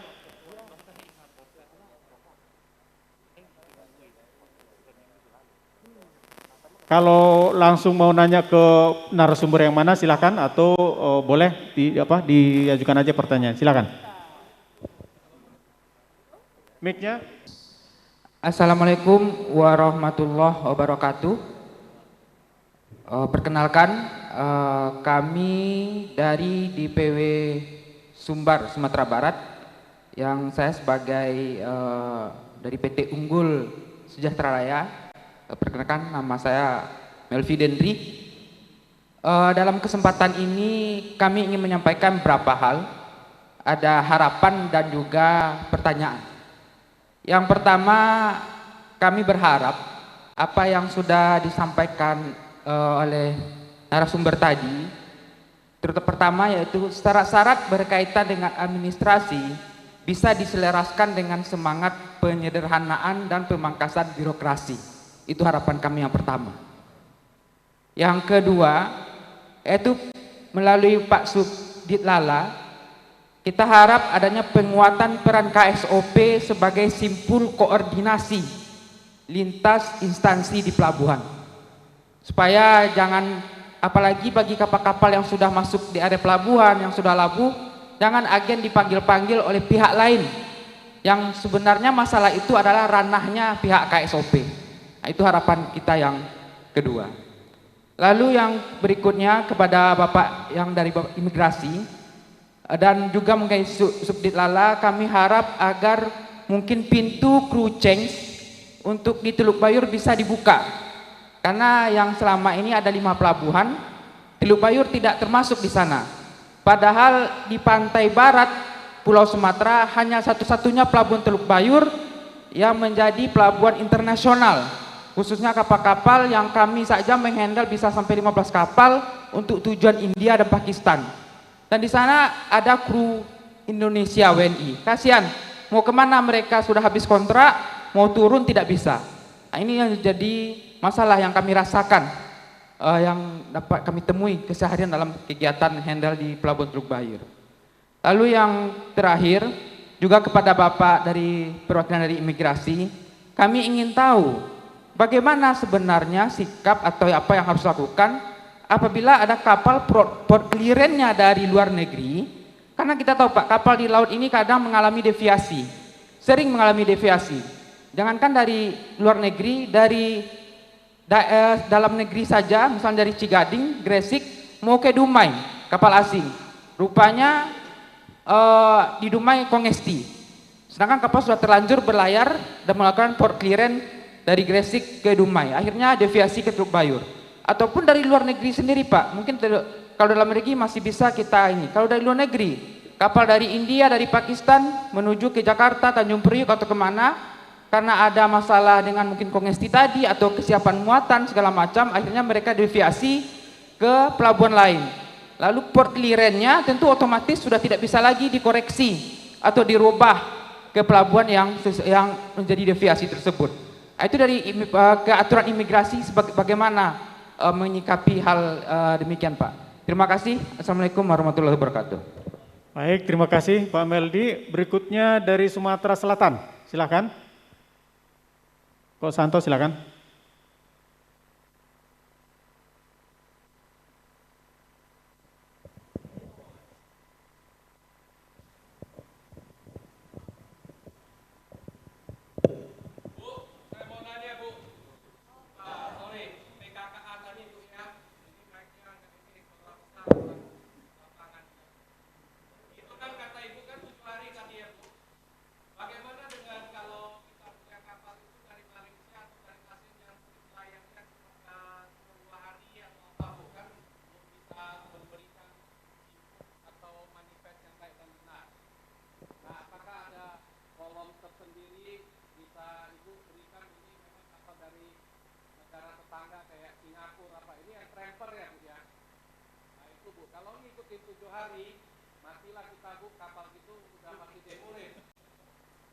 Satu, kedua ke Pelindo Pak Medi, apa kabar?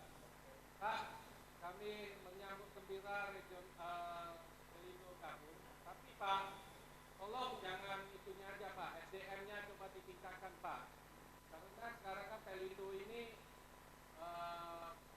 sudah tidak murni melayani, tapi juga berbisnis dengan anak-anak perusahaan di bawah Pak.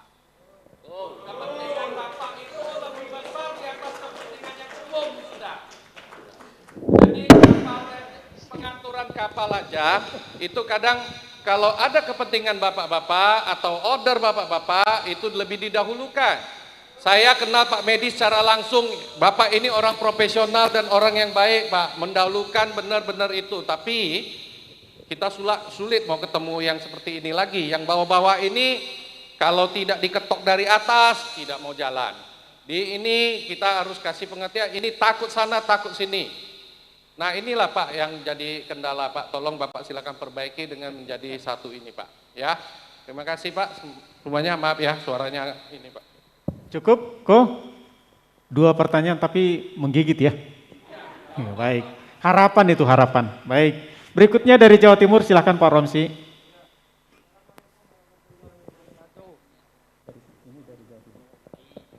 Halo. Ini pertanyaan saya tujukan kepada Pak Raden, tapi di sini nggak ada otoritas pelabuhannya ya Pak? Yang di depan nggak ada ya? Mungkin dari perhubungan atau apa? Yang saya mau tanyakan kemarin di Surabaya ya sampai terjadi sedikit ribut. Ributnya kenapa? Masalah Omikron. WHO sendiri belum menyatakan Omikron itu seperti apa.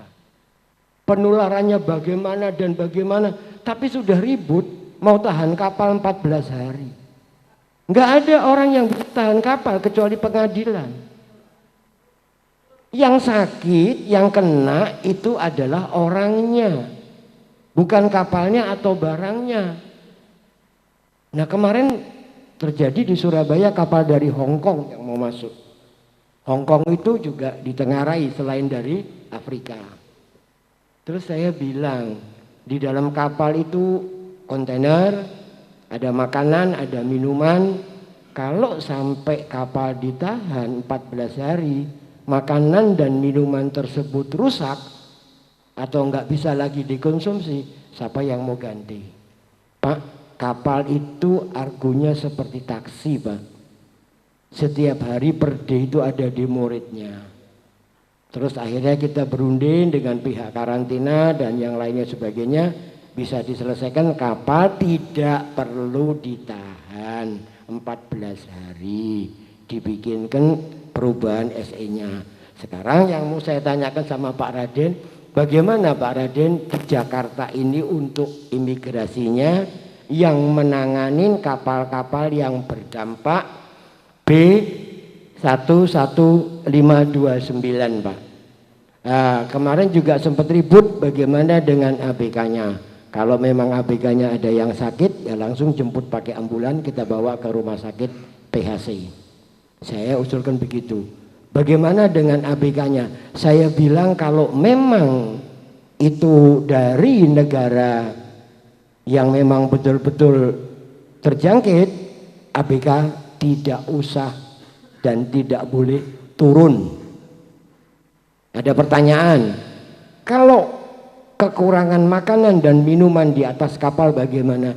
Agen wajib membelanjakan makanan dan minuman dan mengirimkan itunya semua ke atas kapal.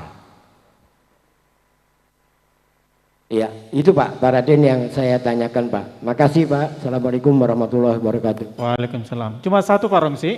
Ya. Oke, makasih ya dari Jawa Timur. Nah ini sesi pertama ada 3 penanya. Pertama dari Sumatera Barat, kedua dari Sumatera Utara, yang ketiga dari Sumatera Selatan, yang ketiga dari Jawa Timur. Kalau dari klasifikasi kelihatannya pertanyaan lebih banyak ke Pak Raden kelihatannya nih Pak. Iya. Nah, baik, yang pertama tadi mungkin beri kesempatan dulu ke Cap dulu. Tadi ada pertanyaan untuk Pelindo, itu harapan dari Sumatera Selatan. Ya, saya pikir ini harapan bersama, Cap. Monggo, Cap. Baik, makasih. Yang saya hormati Pak Santo, senang sekali melihat Bapak dalam keadaan sehat. Selalu doa kita sampaikan semoga Bapak senantiasa dalam keadaan sehat. Juga Bapak-Bapak yang ada di sini. Tadi yang disampaikan saya tuh mendengarnya Bu, ya nggak ada sedikit pun bangga kalau saya dinyatakan saya adalah baik Pak. Malah sedih Pak. Masa sih sekelas saya dibilang baik, berarti di luar saya tuh ternyata lebih banyak lagi yang jauh lebih rusak dari saya.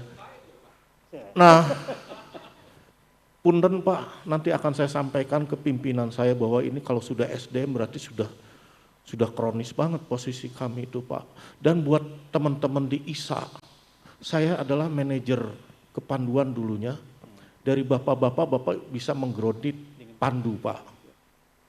Hati-hati dengan laporan Bapak karena langsung akan saya tindak lanjuti Pak. Jadi kalau misalkan ada yang di bawah saya bermasalah, saya akan tanya sekali lagi konfirmasi baik ke Bapak maupun ke yang bersangkutan. Kalau memang betul langsung kami grounded, bahkan sampai tembus waktu itu di sebelum ISA ya ada semacam hanya paguyuban, kelasnya paguyuban, tapi semua pengguna jasa saya anggap sama Pak. Kita bergandengan, Bapak berhasil, kami juga berhasil Pak. Tapi kalau kami kurang berhasil tentunya effort kami harus lebih keras lagi untuk memperbaiki di dalam sisi kami. Terima kasih banyak Pak Santo, nanti saya sampaikan ke pimpinan sehingga ini PR bersama buat di internal kami dan harapan kami mudah-mudahan Bapak nanti ke depan SDM kami jauh lebih baik lagi. Makasih. Baik, terima kasih Cap. Ya itu harapan kami Cap dengan sudah bersatunya Pelindo. Jadi kita ini kan ada di seluruh Indonesia nih. Keluhan di barat, di timur, di tengah nanti itu udah pasti sama. karena memang mitranya sudah satu, ya standarnya sudah sama. Harapan tadi tentang SDM yang namanya berproses, Cap. Ya, kita berharap. Terima kasih, Cap. Kemudian ada pertanyaan yang ditujukan ke Subdit, ya, tentang KSOP. Karena memang KSOP tidak ada hadir di sini. Saya nggak tahu apakah ke Pak Bobi atau Pak Eko Tubu Popi, ya, mengenai koordinasi KSOP-nya. Kemudian ada tadi tentang PKKA, dan saya kira itu tadi. Berikutnya udah langsung ke imigrasi. Silakan. Barangkali saya nggak tahu nih apakah Pak Bobi dulu yang menjawab, Pak Eko, monggo Pak.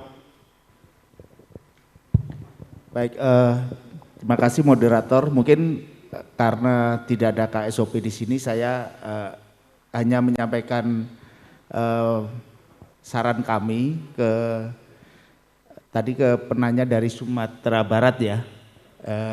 Memang kami merasakan, Pak, di lapangan, terutama di daerah-daerah itu, pelayanan di pelabuhan pengguna jasa ini menjadi semacam bulan-bulanan. Banyak instansi yang mungkin bukan tupoksinya, tetapi ikut kalau saya mengutip dari staf ahli Menko Marves, Pak Marsikal Marsetio, karena beberapa waktu lalu kita berdiskusi bagaimana meningkatkan iklim di pelabuhan ini. Saat ini masih banyak semua lini mengganggu. Ini saya kutip dari Pak Marsetio. Masih ada yang bukan tupoksinya mengganggu di pelabuhan ini. Kita menyadari Port Authority atau Harbor Master saat ini tidak seperti zaman dulu, di mana seorang Harbor Master adalah penguasa penuh di satu pelabuhan itu dan punya kewenangan besar untuk mengatur. Nah, kalau harapannya tadi KSOP menjadi lead untuk mengatur semua di pelabuhan, nanti kami sampaikan, Pak, ini kayaknya memang akan bersinggungan dengan instansi lain. Itu yang kami belum bisa menjawab juga, tetapi melalui asosiasi ISA bisa menyuarakan. Saat ini memang sedang dibenahi, Pak, dengan tim strategi nasional pencegahan korupsi. Salah satunya adalah pembenahan di pelabuhan. Jadi ada salurannya. Ini kalau disuarakan, disampaikan, insya Allah akan ditindaklanjuti walaupun tidak mudah. Tetapi ada salurannya, Pak. Jadi bisa melalui kami, bisa langsung ke tim Stranas PK. Itu nanti kita urai permasalahannya di mana dan insya Allah dicarikan solusinya. Demikian, Pak Moderator. Baik, Pak Bobi ada yang mau merespon? Cukup? Nah, berikutnya tadi ada dari tentang PKK, Bu Bobi. Ini menarik memang, ya. Kapal cuma 2 hari atau 24 jam perjalanan, tapi harus memberitahu sebelumnya 7 hari. Nah, kita cukup senang sebenarnya dulu waktu PKKA yang dari Batam kalau nggak salah, ya, bahkan sudah terjawab. Nah, ini mungkin memang kalau kita nggak konsultasikan atau kita sampaikan, ya nggak ada solusinya. Nah, ini Bu Popi akan menjawab. Monggo, Bu. Siap, Bapak, terima kasih untuk pertanyaannya. Kalau untuk PKKA yang di Batam bisa langsung ke Inaportnet. Tadi saya sampaikan bisa langsung ke Inaportnet, koordinasi dengan KSOP di sana. Kemudian untuk Bu, kalau yang jarak pendek aja gimana? Pak, biasanya kan kalau kita marketing nih, Pak, nih. Kita marketing, nyari market kan ya, nyari pasar ya. Biasanya kita nyari pasar kan nggak hari ini dapat, hari ini langsung dikerjain ya. Pasti kan ada 3 hari, 4 hari sebelumnya. Monggo dimasukkan dari waktu itu. 7 hari ketentuan dalam PM 93 tahun 2013. Saya paham, kami sangat paham. Terkadang last minute baru Bapak terima confirm. Kenapa? Karena agen yang kirim quotation banyak. Nggak cuma Bapak doang.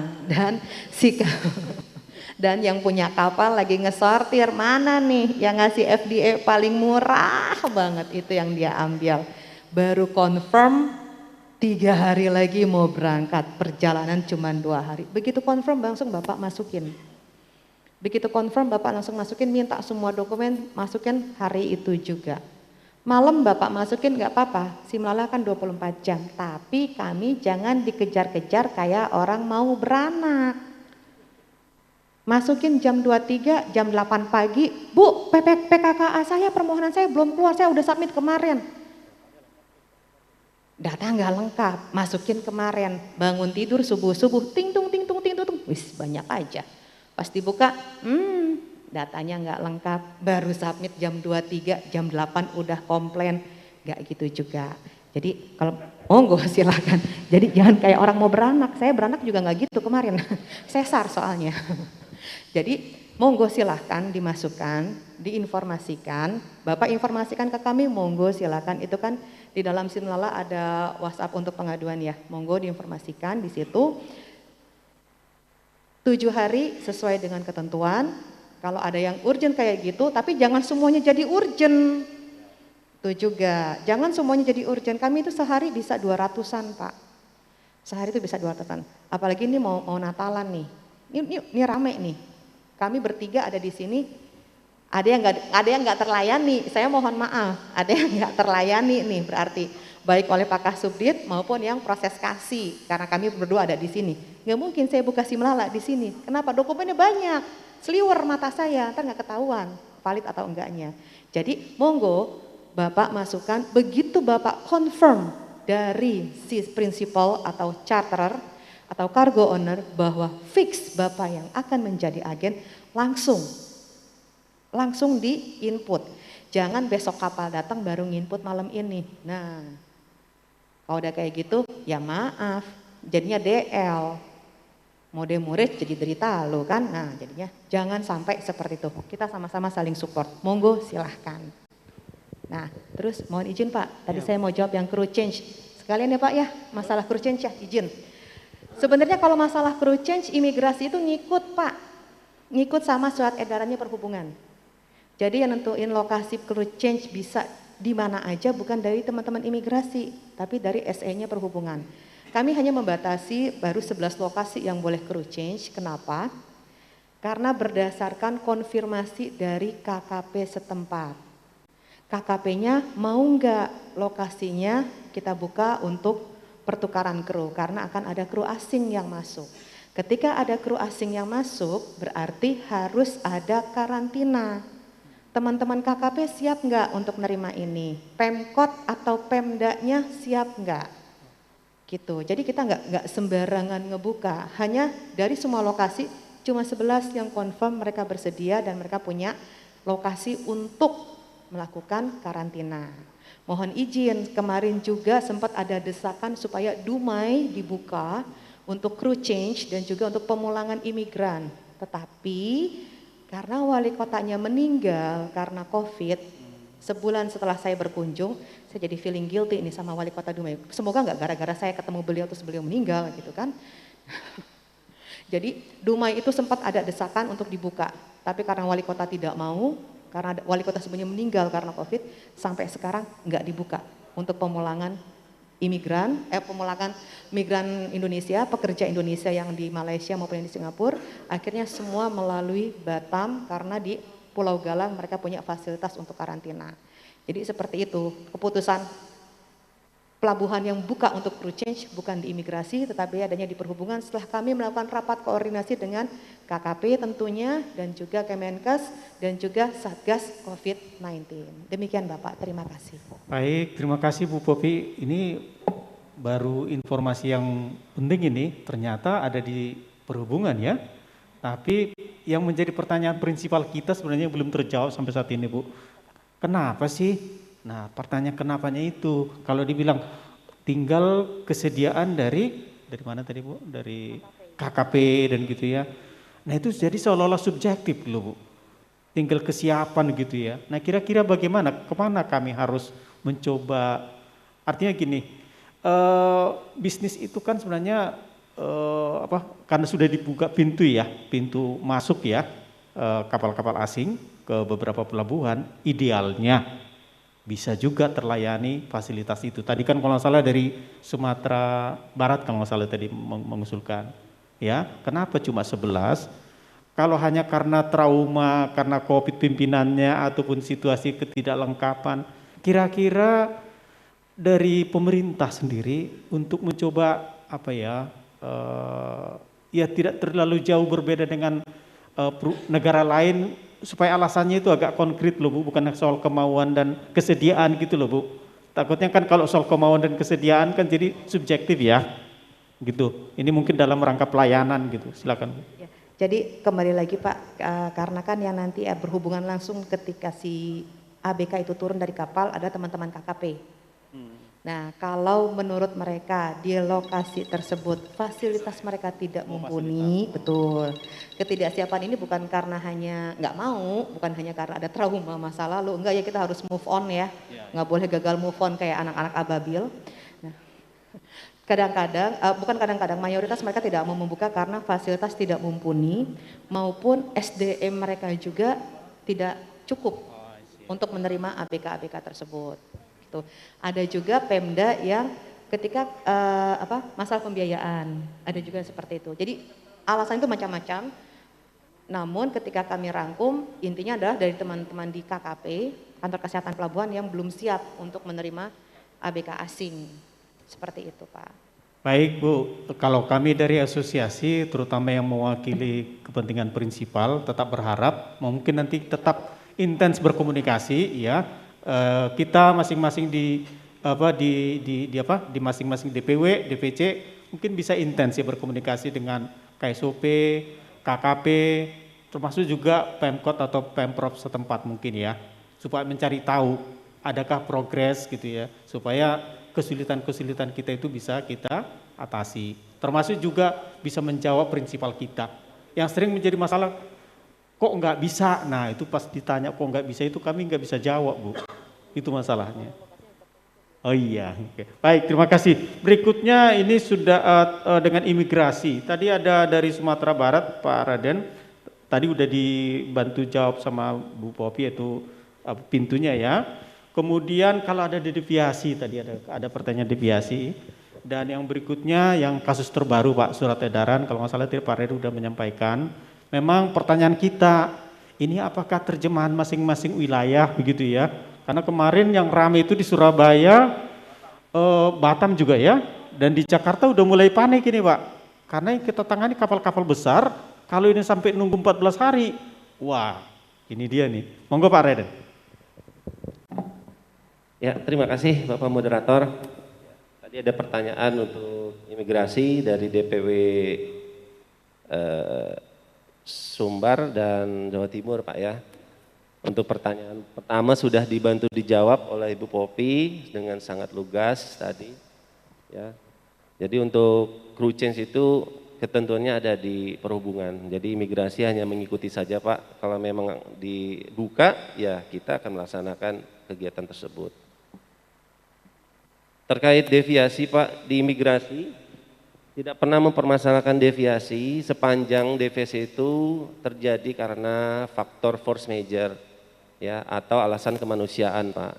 Force majeure antara lain memang karena bencana alam ataupun kerusakan mesin yang bisa membahayakan perjalanan kapal tersebut, memaksa untuk kapal tersebut divert ke tempat lain ya dalam rangka misi kemanusiaan atau alasan kemanusiaan. Dan itu sudah diatur di ketentuan kami Permen-Kumham 27 tentang izin tinggal. Jadi apabila suatu kapal yang berlabuh di tempat yang bukan tujuannya untuk berlabuh, itu harus diberikan izin tinggal darurat Pak. Dan izin tinggal darurat itu atas persetujuan Direktur Jenderal Imigrasi. Ya, terkait dengan adanya kerusakan mesin, ya disampaikan juga dengan melampirkan keterangan dari instansi terkait apabila memang ada hal-hal yang sifatnya force majeure. Itu bisa disampaikan langsung ke tempat pemeriksaan imigrasi di mana kapal itu akan melakukan divert. Jadi dari imigrasi sebenarnya untuk deviasi ya diatur seperti itu Pak, ya, untuk keadaan force majeure Silahkan saja Bapak lengkapi dokumen yang harus dilengkapi apabila ada kapal yang harus divert, yaitu pemberitahuan, ya, persetujuan Direktur Jenderal Imigrasi, surat keterangan dari instansi terkait mengenai keadaan yang force majeure. Oke, untuk yang mengenai kasus ramai di Surabaya dari DPW Surabaya, ya saya sudah dengar juga Pak dari teman saya kemarin sempat menanyakan ya mengenai varian baru ini gimana penanganannya nih, ya kan, dari 11 negara harus 14 hari. Kan itu kita dapat aturan itu dari pusat Pak ya, dari pusat. Jadi kita dilematis juga sebenarnya ini antara gimana nih, aturan sudah diterbitkan dari pusat, sedangkan kita yang di level bawah ini harus melaksanakan aturan tersebut. Apabila kita harus tolak ya kita harus tolak. Jadi kita dilematis nih antara kepentingan yang sudah dibuat dari pusat dengan kepentingan dari ekonomi lah ya, seperti itu, seperti yang sudah disampaikan tadi dari DPW Surabaya. Jadi intinya ini kan untuk keselamatan bersama Pak, untuk keselamatan bangsa kita juga, ya, tidak semata-mata untuk kepentingan dari pihak imigrasi ataupun dari pemerintah. Jadi kenapa aturan itu sudah dibuat, ya untuk keselamatan bangsa kita sendiri agar terhindar dari adanya gelombang-gelombang berikutnya. Dan harapannya ya semoga COVID ini segera berakhir dan kita bisa berjalan dengan normal dan kencang lagi. Nah terkait yang ramai di Surabaya, kalau dari saya Pak, ini kan sebenarnya pertanyaan harusnya ke pusat Pak ya, pusat yang punya kebijakan. Jadi saya hanya pelaksana di bawah melaksanakan apa yang sudah diturunkan dari pusat. Nah, mungkin kalau di saya sendiri, ya saya kan selalu berkoordinasi ya dengan pihak pusat. Apabila ada kapal-kapal yang datang dari 11 negara, bagaimana tindak lanjutnya? Ya, kemarin saya sudah diskusi, ya alhamdulillah mungkin untuk kegiatan kapal kargo ya agak diberikan sedikit kelonggaran ya diskresi ya yang kalau yang saya dapat ya di situ.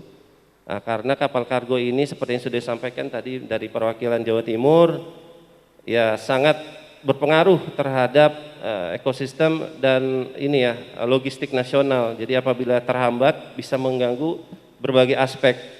Nah, dari imigrasi sendiri Pak, untuk terkait virus Omicron ini sebenarnya kita fleksibel Pak ya kalau saya.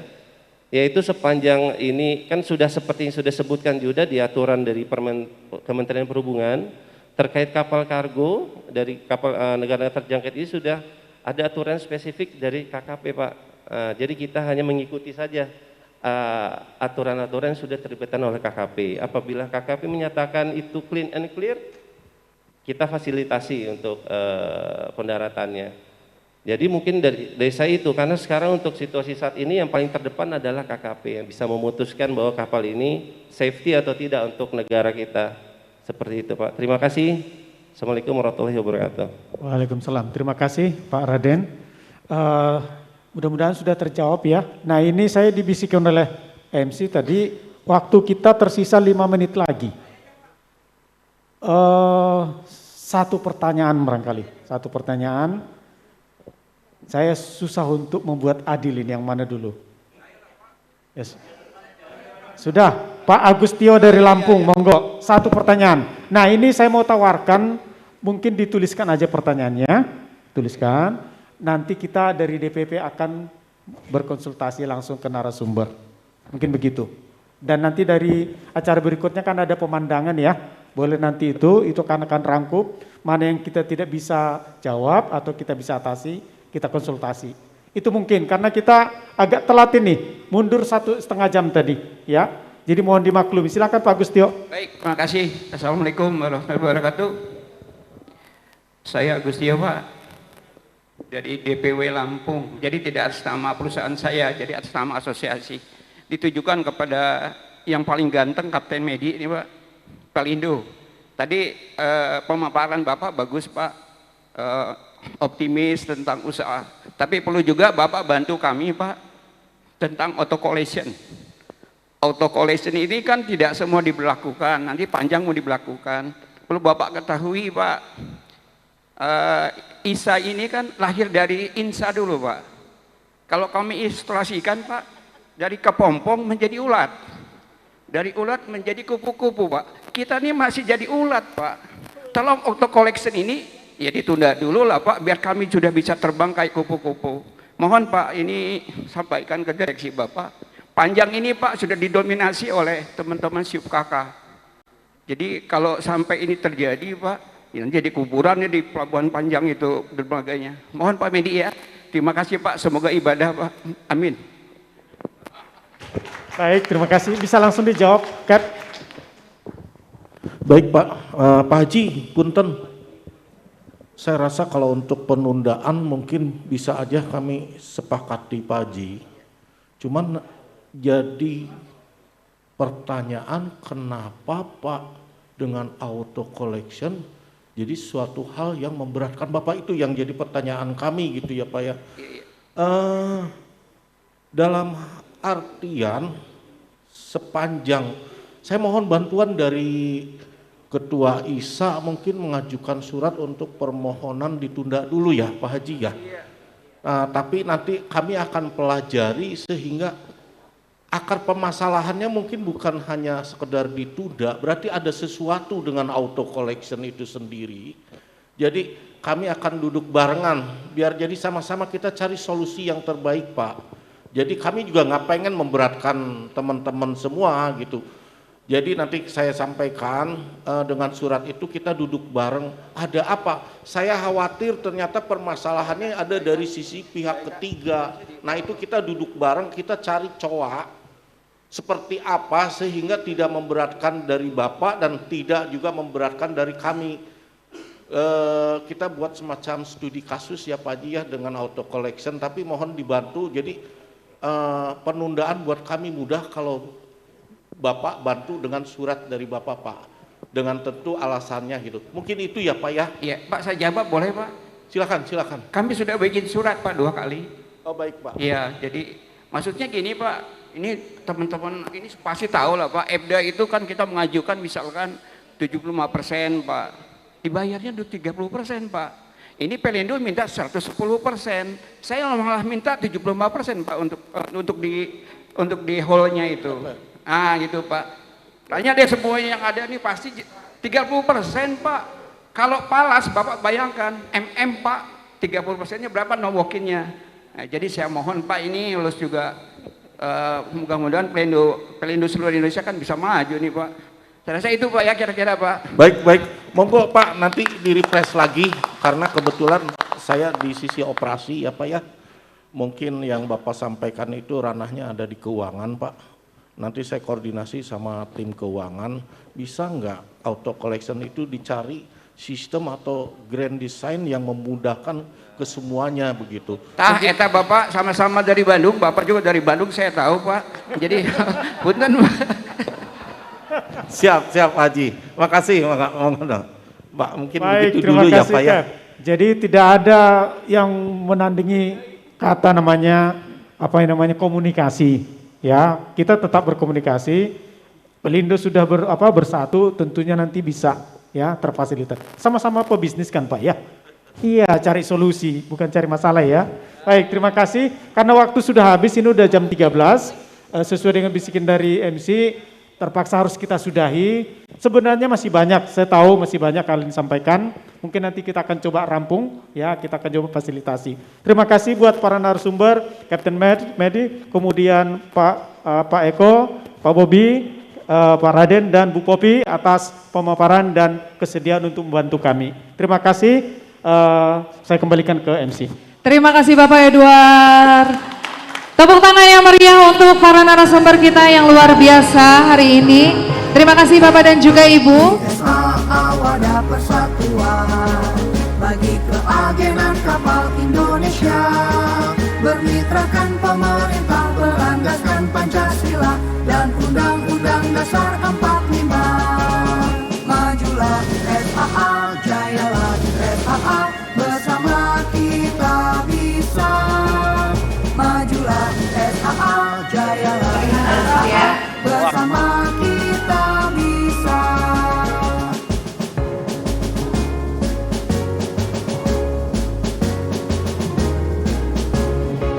Di SAA turut serta mewujudkan transportasi laut untuk pembangunan